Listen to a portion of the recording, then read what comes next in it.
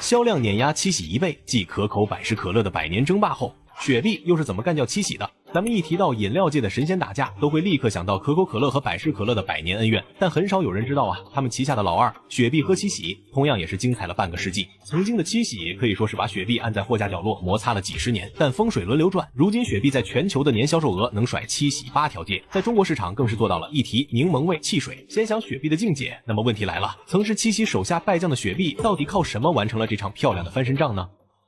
？1929年，这一年的美国經濟大蕭條，老百姓們都快連麵包也吃不上了，卻意外催火了便宜又能壓餓的碳酸飲料。就在這一年，一位叫查爾斯·格利戈的商人推出了一款檸檬味汽水，取名 Bib Label Lithiated Lemon Lime Soda， 光聽名字就知道有多難記，後來才簡化成7R， 也就是七喜。而七喜剛出道就踩中了2個風口，一是當時美國人特別迷信鋰元素，覺得這東西能提神醒腦，七喜裡恰好加了微量碳酸鋰，瞬間成了打工人的續命水。二是他趕上了禁酒令末期，很多酒吧用七喜搭配烈酒調雞尾酒，硬生生把自己做成了派对必备款。到了1940年，七喜已經成了美國檸檬味汽水的一哥，市场份額占比超過80%，說他當時壟斷這個賽道也都不為過啊。而雪碧呢？它的誕生純是為了應急。1959年，可口可樂公司發現自家的可樂在夏季銷量總是差口氣，美國人夏天就愛喝清爽的檸檬味汽水，可這個市場全被七喜霸占了。於是可口可樂緊急抽調團隊，用了不到半年時間就推出了雪碧，英文名叫 Sprite， 本意是小精靈。但倉促出道的雪碧開局就直接跳進了地獄難度。首先是這個品牌沒名氣啊，消費者買檸檬味汽水只認七喜，雪碧擺在貨架上，有人甚至以為是七喜的山寨貨。其次，口味上都沒特色，早期雪碧的配方偏甜，少了七喜那種酸中帶勁的口感，不少適合的人評價像兑了水的糖水、檸檬。再加上可口可樂公司當時幾乎是把所有精力都放在了可樂上，給雪碧的營銷預算少得可憐，連個像樣的廣告都沒有。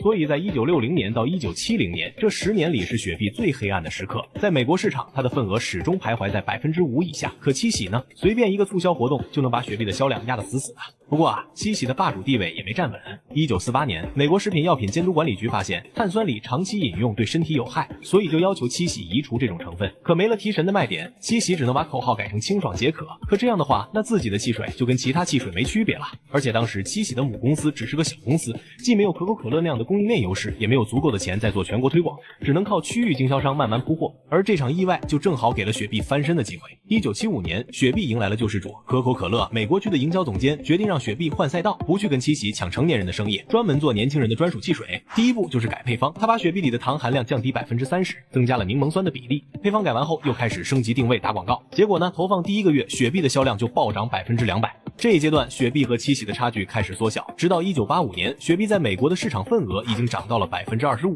而七喜則跌到了40%。雖然七喜還是第一，但雪碧的增長勢頭已經擋不住了，尤其是雪碧背後有可口可樂的供應鏈優勢，順帶就把產品鋪到了美國的所有角落。1990年，雪碧進入中國市場，當時中國的碳酸飲料市場還只有可樂、檸檬味汽水，幾乎是空白。雪碧沒有直接跟可樂競爭，而是拋出了解暑神器的定位。為了快速打開中國市場，雪碧還玩起了本土化營銷。1999年，他邀請當時最火的歌手張惠妹代言，廣告一播，全國的年輕人都開始買雪碧。有數據顯示，1999年雪碧在中國的銷量突破10億元，而七喜直到2000年才正式進入中國。到2000年，雪碧的全球年銷售額突破100億美元，而七喜只有不到30億美元。雪碧正式從跟班小弟变成了全球檸檬味汽水一哥。很多品牌逆袭後就會躺平，可雪碧不一樣，他知道江山易打，守江山难，尤其是面對善變的年輕人，必須不斷刷新自己。從2010年開始，雪碧又搞了一系列神操作，把七喜遠遠甩在了身後。不過啊，在健康潮流下，碳酸飲料的銷量開始整體下滑，即便是无糖款也難挽救颓勢，而這無疑也是給雪碧帶來了新的挑戰。雪碧能不能繼續保持霸主地位，我們拭目以待。但至少他從手下敗將逆襲成行業一哥的故事，已經成了商業史上的經典案例。